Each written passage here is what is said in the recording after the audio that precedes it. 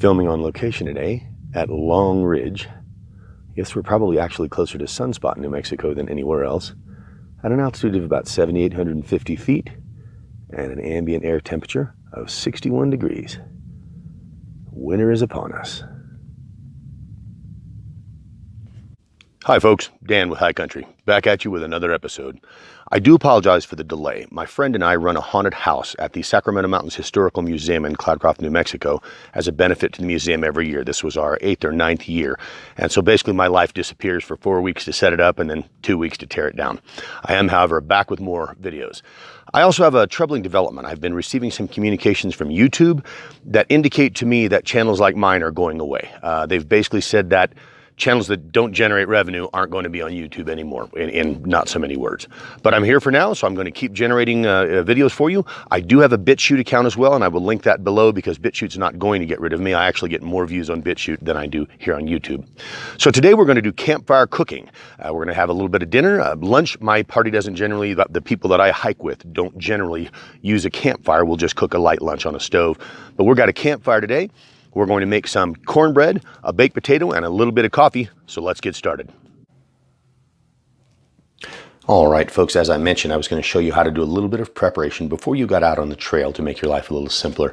Now, nothing here is something you can't do on the trail. It just makes your life easier if you'll do it at home where you've got the right light and a nice counter and all the tools you're going to need and you're not tired and hungry and all these other things. So really what we're going to do today in the video is a baked potato in the fire and cornbread in the fire. And so we'll show you how to prepare a little bit at home to do those. Now, the easy thing to do is going to be to start with your baked potato. So just take a piece of aluminum foil. You don't need much. Take the baked potato. You'll want to stab a couple of holes in it with your knife just to give it a pressure relief so that it doesn't build up pressure inside the fire and then explode. And then just roll it up in the aluminum foil. You don't need a whole lot, and that's why it's easier to do this at home. So if you have a little bit too small an amount, you can get some more and you don't have to worry about it on the trail. That's it. That's all there is to our baked potato. And then we're going to throw this in the fire later as I will demonstrate. Now, the next thing we're going to do here has to do with our cornbread. And again, you can do this on the trail, but it's just so much simpler to do this at home.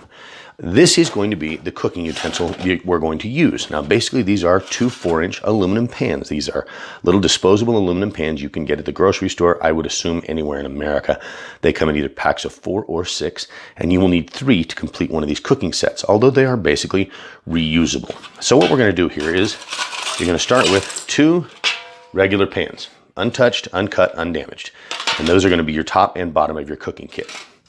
You're going to take the 3rd pan and cut around the edge about 1/2 inch from the bottom all the way around, which is why it's nice to have a pair of scissors as opposed to a pocket knife. And what you're going to wind up with is this. This is the bottom of one of those pans cut out. And what it's going to be is simply a heat riser. It will go in the bottom tray and you'll put your cornbread mix on top of that. And that's to keep it off the bottom, to keep it from getting too hot and burning on the bottom before it cooks in the middle. Now, how about our cornbread tray? Well, this is going to be a multi-purpose device, so let's set that aside for a moment. Now, to cook in these trays, you're going to need 3½ ounces of cornbread mix and about 1½ ounces of water. That will get you in the ballpark. So this is why I say it's easier to do this at home. We're going to build a receptacle for our cornbread mix, which is also going to serve as our cooking tray, which will make your life a little simpler. So you're going to want to get out about roughly square piece. Now you can set your aluminum foil aside. What we're going to do here is fold about 2/3 of the way up on the bottom. And then we're going to fold about halfway over on the side. Now basically what you've done here is made a little pouch. When you stick your finger in here, you have got a little pouch right there that you can pour your cornbread mix down in and take it with you. And then this will also become the cornbread cooking pan. So how are we going to do this? Well, again, it's why it's easier to do it at home. You've got probably a measuring device at home that can tell you what an ounce is instead of trying to eyeball it in the field and then wind up being too much or too little. It just complicates things. So let's measure out 3 ounces by volume, not by weight, of cornbread mix. And if you're using homemade cornbread mix or a different brand, this may be a little different, but this will be pretty close. Now there's 1 ounce. We're just going to pour it down in our pouch. Here's 2 ounces. Just pour it down in your pouch. And this isn't brain surgery. This isn't rocket science. You don't have to be exact. Everything will be fine. There's 2 ounces.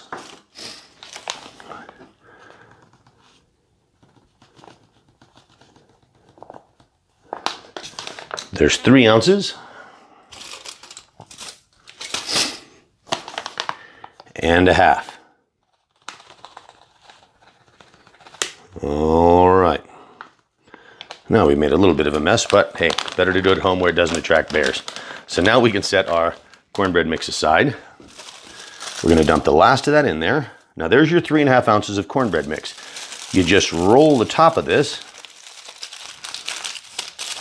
and a little bit on the corners, and it will seal itself. Now you've got a pouch full of cornbread mix, and that is the prerequisite amount of cornbread mix to make 1 batch in these pans. So when you get where you're going, you can simply open this up, dump it in, and proceed to the next step, which we'll show you now. All right, for our next step here, when we're getting ready to make our cornbread at the campfire, we've got our campfire going, we've got our coals ready to go. You're gonna have to have some sort of receptacle to put your cornbread mix and water in to mix them up. I use one of these little plastic thermos lids because they're easy to deal with. So you're just gonna take your mix and dump it all in there and get it out of your way. Now you can set that aside, and that's what we're gonna add our water to and stir it into our batter. Now that leaves you with your empty pouch, which is going to become your cooking receptacle, and I will show you how. You probably want to empty this once you get it all the way open, because there'll always be some left in the bottom, and then dust it out over the fire. All right, now we're going to take that piece of aluminum and we're going to fold it in half. Then we're going to fold it in half again. Now, separate your 2 pieces of your cooking utensil, your cooking pan, but leave your heat riser in the bottom, and you're going to use that as sort of a pattern for what you're going to do here. Just set that aside, and we want to make a little trough, basically. Just start rolling up the edges and making a little trough, and this is what your cornbread batter is going to sit inside this cooking pan. So just roll it up on the edges. It doesn't have to be very tall. All it's got to do is keep the somewhat liquidy batter from rolling off into the bottom of your pan and burning. Then you'll test fit it a little too long still, so let's bring up our edges a little bit more.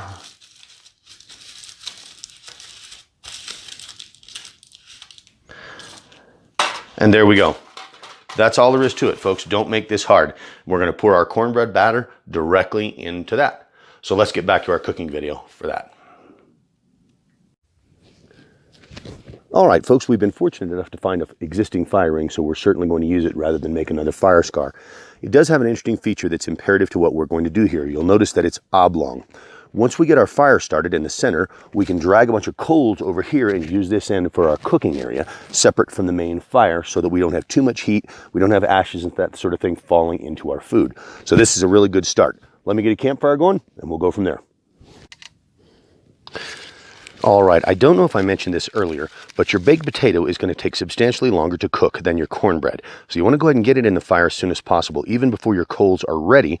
Get it over toward the edge and start getting some heat on it and getting it cooked, because it's going to take 45, 50 minutes to cook, whereas your cornbread is going to take 25 to 30. So go ahead and get it in the fire somewhere that you can get to it. We'll just get it right over here so it can get some heat to it, and we'll get it started cooking. Now, here in a minute, we're going to break our fire down a little, get some bed of coals working, and we'll get our cornbread in the mix. But I did want to make sure that I mentioned to you that you need to get your potato in as quickly as possible. All right, folks, let's get started by mixing up our cornbread batter while we're letting the campfire cook down to coals. Now, in a previous section of the video, I showed you how to make one of these preset packs at home. This has got all your cornbread batter in it, pre-measured out, 3.5 ounces. I don't think that's focusing very well because of the shine, but there's your preset cornbread batter. And I use for mixing these little plastic thermos cups for a couple of reasons. As you can see on the inside, they've got measuring lines, which is very, very handy. And they're so light and they're essentially disposable. You get them at the dollar store for 69 cents or whatever. Yeah, I don't attempt to drink coffee out of them, but they're great for mixing. So what we're going to do is simply take that thermos cup. We're going to open our pack of cornbread mix here and just dump it into the thermos cup. Really nothing fancy or high-tech about it. Just dump it in. Now you'll probably want to open this aluminum foil because there'll be some left in the corners. There we go, that you couldn't really get to, and you don't want to waste that. That's part of your measured amount. So let's go ahead and dump all that in. Oop, make a little V here. And dump all of our cornbread batter in. There's our dry batter in the cup right there. 3.5 ounces of mix. Now we're going to add some water to that.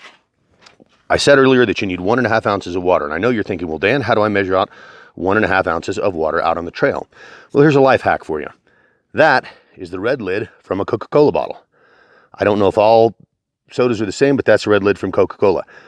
5 of these, well, 4.5 of these, filled not all the way to the top, but pretty close, is equal to 1 ounce. So there's a great way to measure by volume on the trail. That's 1 ounce right there. Pretty handy. So what we're going to do is take 7 of these and dump them into here. So I'll be right back when I've got the water in. All right, I was wrong. I was mistaken earlier. It's actually 7.5 of these lids is actually equal to 1.5 ounces of water. So now we've got our water in our cornbread mix, and there's nothing complicated, folks. We're just going to stir. I'm using the handle of my spoon, and we're just going to stir until it's thoroughly mixed. You don't want a bunch of lumps. You don't want dry pockets in there. You just want to get it mixed in. Nothing hardcore or fancy about this. Nothing, doesn't require any chef skills. So there's what you're going to get. You're going to get a fairly syrupy mix. It's going to be roughly the consistency of, say oatmeal or cream of wheat, something like that, but far, far thinner than, say, cookie dough. That's what you're looking for. Now I'm going to show you how we're going to get this in our pan. Be right back. All right, earlier in the demonstration, I showed you what's going to be our cooking pan, which is one of these little aluminum pie pans, and I showed you how to make one of these spacers. It's going to go in the bottom.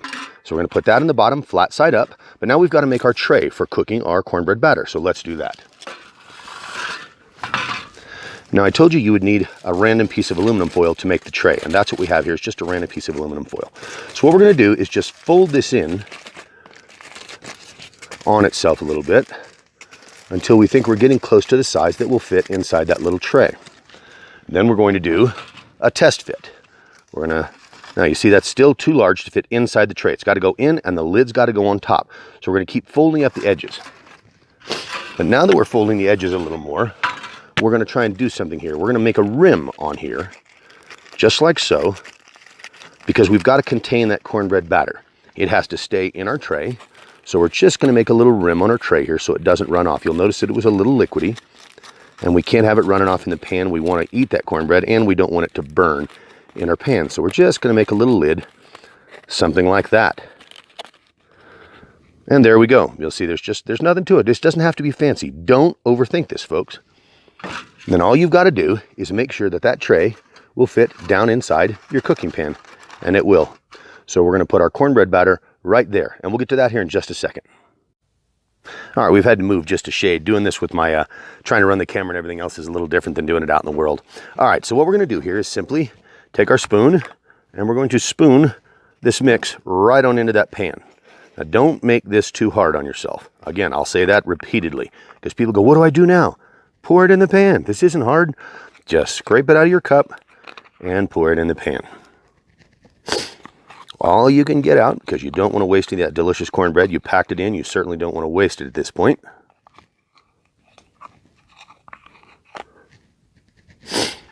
All right, now let's take our spoon and we'll just move that around a little bit. Make sure it fills it up, and we'll get out everything we can there. And there we go. There's our cornbread mix. Nothing to this. Easy as can possibly be. So now what we're going to do is make sure our edges are rolled up so it doesn't get off. And we're simply going to drop it in our cooking pan just like so that it sits as flat as you can make that happen. So there we go. Now, you're going to take your other pan, put it on top. Then we're going to reach for our 2 bulldog clips, these items, which we brought along. We're going to clip the sides of the pan shut to keep the ash and dust from getting in and to keep it more of an oven effect for our bread to heat up. And there we go. That's all there is to it. We're going to go throw this in the campfire. So let's get to that step. All right, I think we've got enough bed of coals here. I'm not building a raging campfire to stay for the night. I'm just building it for this video. So let's break our fire down a little bit here and start getting our bed of coals where it needs to be. Now, we'll scrape them down this way. What you want to do is create a little hole in the middle where your cornbread is going to sit. So we're going to put these burning logs here around the side to give me some heat. And then we're going to make a little hole right here in the middle, pretty well down to dirt. I don't really want it in direct contact with any of the fire. I want it sitting in the middle of a good hot bed of coals. That's all. So that looks to be pretty solid. What we're going to do now is simply take our cornbread pan and put it right down in the middle like so. Now you are going to want to check on this periodically. Cook time is going to be 25 to 30 minutes, but I would check on it at about 15, and I would rotate it periodically to make sure that it gets as even heat as possible. So about every 5 minutes, reach in there with your Leatherman, give it a quarter or half a turn just to make sure that it's not getting overheated on one side. We'll come back in a bit. We'll throw some coffee on. We'll have a baked potato and some cornbread. All right, folks, I've changed the location of the tripod to get me out of the smoke a little bit. It's been 25 minutes since the cornbread went in and about 45 since the baked potato went in, and I think we are ready to go. I've checked it a couple of times, so let's dig this out of here. One of the reasons I like to bring a Leatherman, handy, handy, handy for things like this. Let's get that out and bring it up here where we can take a look at it. All right, there's our cornbread in our pan. Let's get these bulldog clips off of here and see what we've got to work with.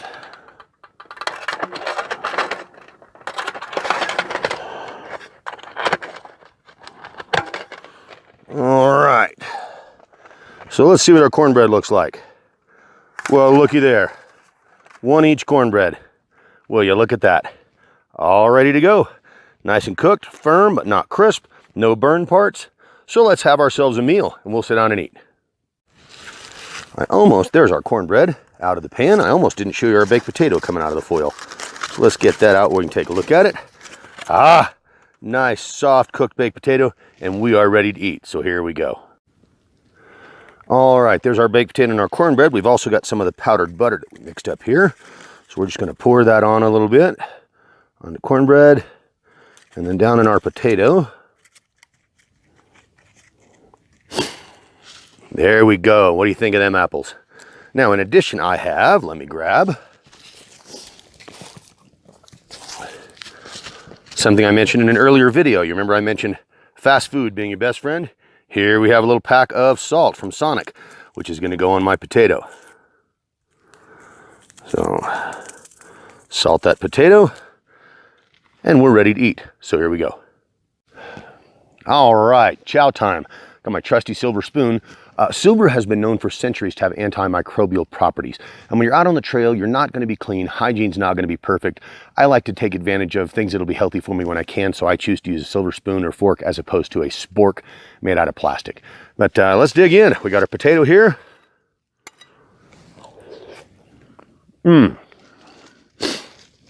Classic baked potato, just like from home. Have a little piece of cornbread.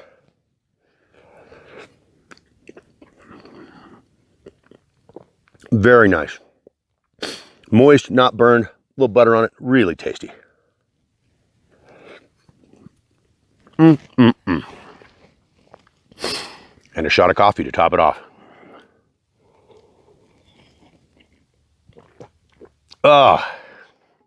Folks, that is living. Well, that's Campfire Cooking Episode 1. I hope you enjoyed this, a little baked potato and cornbread action. See how easy it really is. If you did enjoy it, I hope you'll come back and see us next time. I'm Dan with iCountry. We'll catch you next time, and bon appetit.